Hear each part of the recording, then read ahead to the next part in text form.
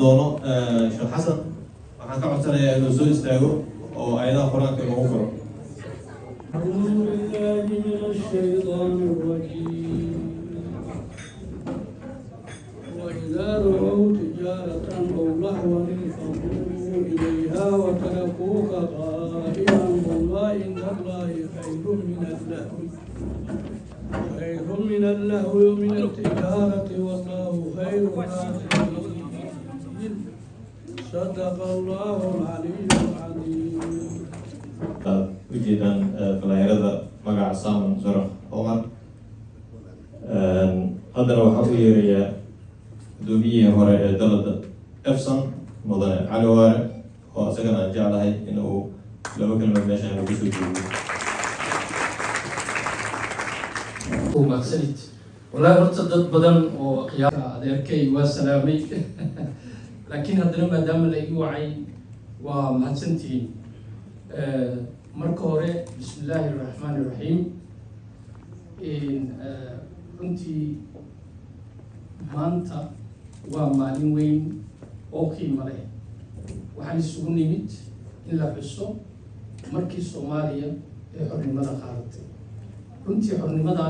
ما هي من سكتمت ضد بدن الصومالي ورجي دمر له هي هل كان كسكسو خيب خاطي ونفتو دواي dadkaasina waxay mudan yihiin mar walba in loo duceeyo oo la xuso. Dadka ka soo qayb galay kulanka waxay ka yimideen magaalooyin iyo meelo kala duwan. runtii iyagana waxaan leeyahay waa salaamantihiin. asalaamu calaykum waraxmatullaahi wabarakaatu. caawa oo kale dadka Soomaalidu meel walbo ay joogaan ma aha caawa laakiin waa 1 Juulaay 1960 xusayna marka dadka Soomaalidu habeenkaas ama taariikhdaas meel kasta ay joogaan waxay xaq u leeyihiin inay dabaaldegaan oo ay xusaan maalinta weyn ee curatay qarannimadii Soomaaliya. dadka nool maanta waxaa looga baahan yahay hawshaas ay dadkaas naftooda u waayeen inay iyaguna ay sii wadaan oo ay sii xoojiyaan. dadka Soomaalida meel kasta ay joogaan waxaan u rajaynaynaa oo aan jecelnahay inay gacmaha isqabsadaan dhammaantood oo ay midoobaan isla markaana ay u istaagaan inay waddankoodii Soomaaliya dib u dhiskiisa, nabadeyntiisa, cadaaladdiisa iyo horumarkiisa ay ka qayb qaataan. waxaan rajaynaynaa Soomaaliya oo qurxanaata oo annaga dhammaanteen meel kastaan joognana aan gacan ka geysan. weliba dadka dhalinyarada ah runtii mas-uuliyad gaara ayaa saaran. waa dadkii mustaqbalka iyagana waxaa laga rabaa inay si gaara isku xilqaamaan. ugu dambeyntii waxaan jecelahay inaan mahad celiyo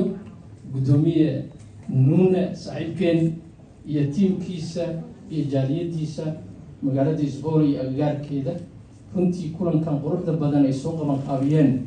caawa dadka ayaad wax dheer tihiin reer Isboola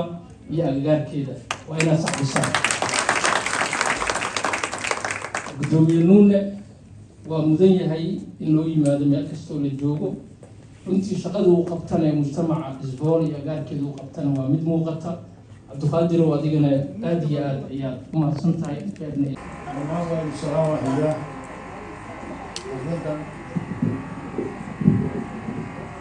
أفلاك قرر بدن ويريد سوق من هذا الشيء لما أنوا السلام هي أنت بسوق هذا الشيء فهي بالناسيه وحين أقول لهم بدن قالوا الصومالية ده وجدت عاوة فوق يوليو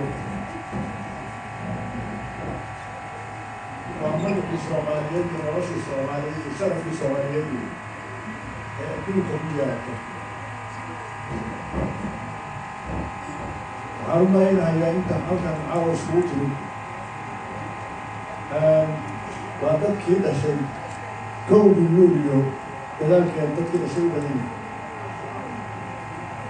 ويقولي وح يروي لكن دشي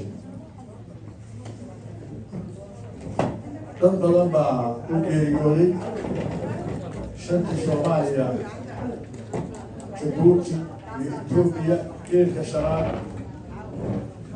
NFD iyo labadii gobol oo midowday dad badan baa u dhintay oo dad u jiray in taariikhdaasi leylooba ma aha in Soomaalinimada leylooba ma aha Soomaalida waxay isku direen dad yar oo siyaasiyiin ah yaa isku direen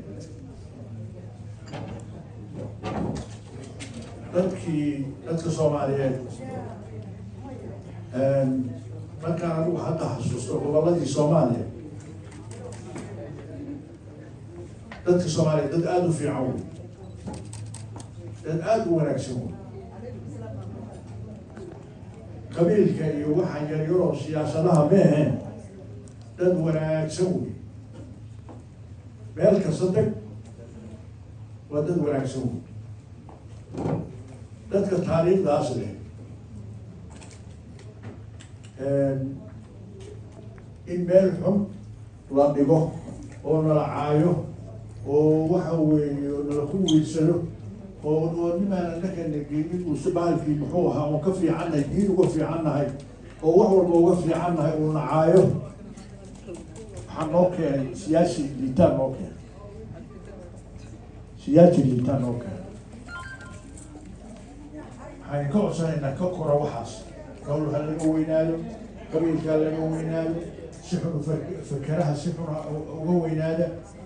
Soomaalinimada ha la weyneeyo midnimada Soomaaliya kor ha laga dhigo nin baa wuxuu yidhi tolkay waxaan u nacay kala xubasho xumada daan tolkay u nacay nin baa nin kusoo boodahaya la oran maayo war ninka muxuu ugu soo boodahaya